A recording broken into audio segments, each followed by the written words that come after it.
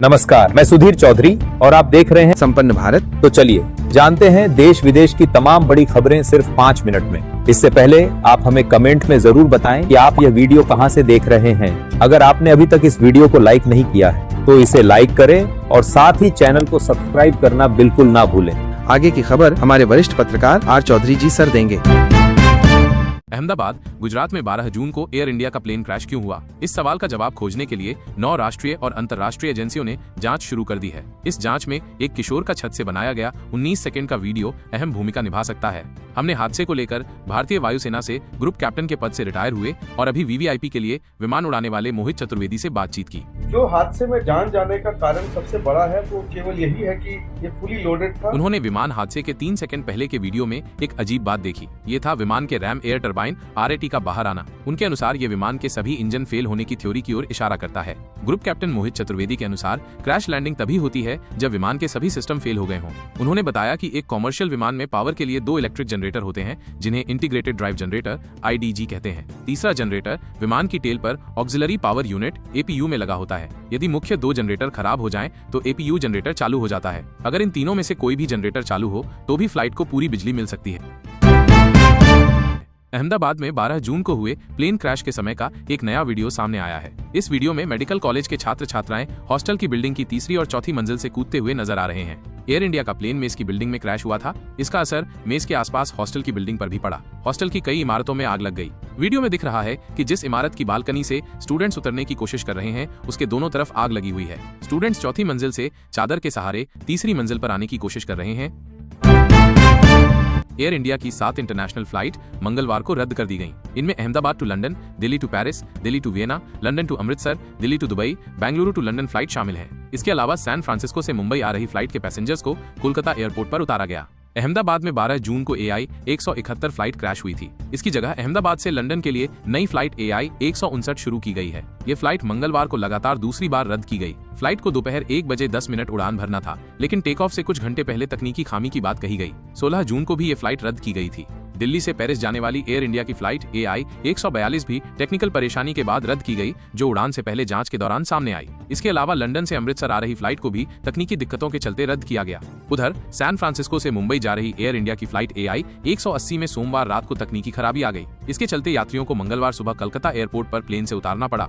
मंगलवार को नागरिक उड्डयन महानिदेशालय DGCA की एयर इंडिया के अधिकारियों के साथ बैठक हुई। इसमें DGCA ने एयरलाइन को विमान सुरक्षा पर ध्यान देने, फ्लाइट ऑपरेशन को सख्त करने और समय पर फ्लाइट डिपार्चर ये तय करने के निर्देश दिए हैं। कांग्रेस अब आगे होने वाले पंचायती राज और शहरी निकायों के चुनावों में 50% टिकट युवाओं को देगी। इनमें 50 साल से कम उम्र वालों को टिकट देने का फैसला किया है। कांग्रेस हाईकमान के आदेशों के बाद राजस्थान प्रदेश कांग्रेस ने इस पर काम शुरू कर दिया है। कांग्रेस नेताओं को ग्राउंड में नए युवाओं और नेताओं को छांटकर उन्हें चुनावी राजनीति के लिए तैयार करने का टास्क सौंपा है। टिकट बांटने का पुराना फॉर्मूला बदलने का भी फैसला किया। नगर पालिका और पंचायत राज चुनाव 50% लोगों को टिकट 50 साल से कम उम्र के नौजवानों को दी जाए।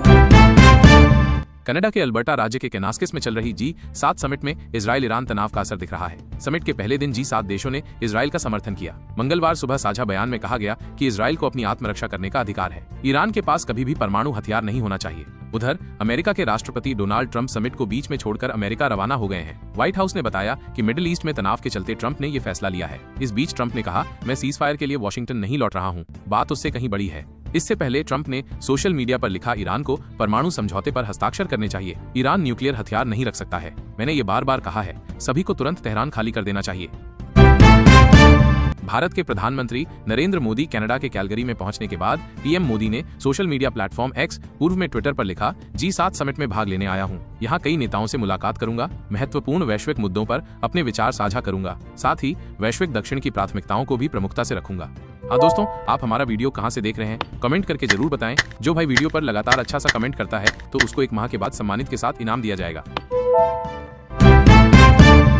भारत में अगले सप्ताह तक मौसम कैसा रहेगा, आइए जानते हैं। दक्षिण पश्चिम मानसून मंगलवार को बिहार झारखंड पहुंच गया है। 4 जिलों औरंगाबाद, किशनगंज, कटिहार और बांका में सुबह तेज बारिश हुई। सोमवार को मानसून ने गुजरात, मध्य प्रदेश में एंट्री की थी। महाराष्ट्र के विदर्भ, छत्तीसगढ़ और ओडिशा के कुछ इलाकों में भी मानसून आगे बढ़ा है। गुजरात के कई हिस्सों में पिछले 24 घंटों से हो रही मूसलाधार बारिश से जनजीवन बुरी तरह प्रभावित हुआ है। सबसे ज्यादा असर बोटाद जिले में हुआ। यहाँ 40 लोगों को सुरक्षित स्थानों पर पहुंचाया गया, जबकि एक कार उफनती नदी में बहने से 5 लोग लापता हो गए। आज गुजरात और सौराष्ट्र में भारी बारिश का रेड अलर्ट है।